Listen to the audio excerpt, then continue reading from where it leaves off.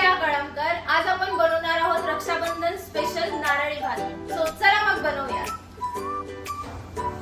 So नारळी भात बनवण्यासाठी आपल्याला लागणार आहे विलायची, लवंग, ड्राय फ्रुट्स जसं की काजू, बदाम, मनुका आणि हे ओलं खोबरं आहे. मी याला बारीक करून घेतलंय, साखर आणि हा भात आहे ऑलरेडी शिजवून घेतला आहे आणि तूप आणि हा कलर आहे फूड कलर, ऑरेंज कलर आपल्याला लागणार आहे थोडंसं. सगळ्यात आधी तूप घालून